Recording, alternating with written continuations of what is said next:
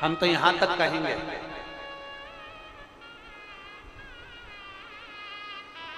यहां तक कहेंगे, यदि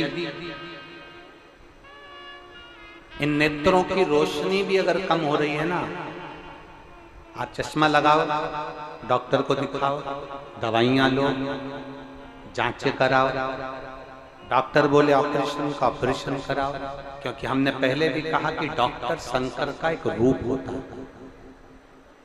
हमने पहले भी कहा कि डॉक्टर शिव का एक रूप होता है। आप जांच कराइए, आप डॉक्टर को दिखाइए।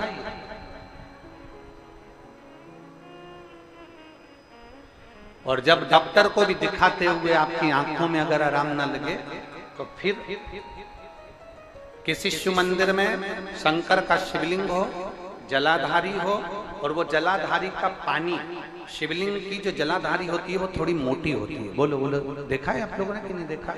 जिस पे ये शिवलिंग रखा रहता है, ये शिवलिंग जिस पे रखा है वो मोटा होता है कि नहीं?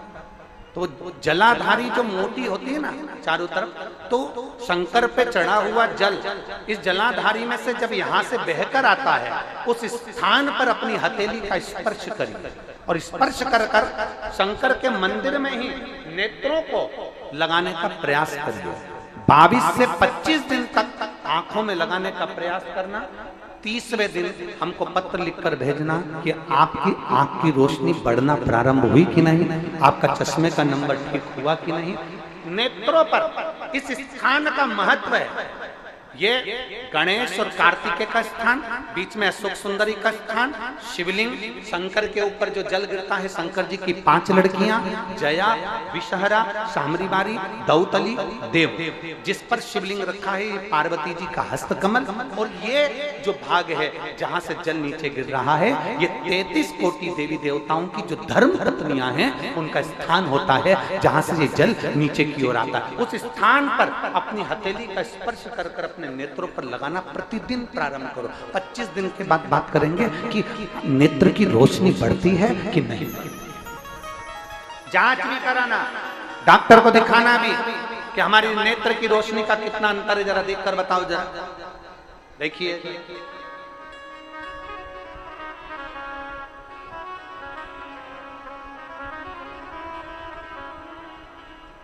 और मेरे भोले तेरा सहारा है, मेरे भोले तेरा सहारा है, मेरी नैया का तो किनारा है, मेरी नैया का तो किनारा।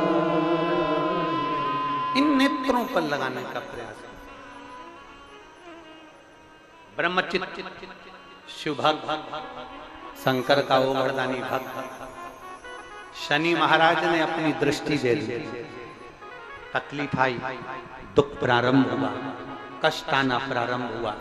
शनि जब अपनी दृष्टि देता है, कष्ट आता है। और ऐसा कोई व्यक्ति नहीं जिस पे शनि की दृष्टि नहीं पड़े।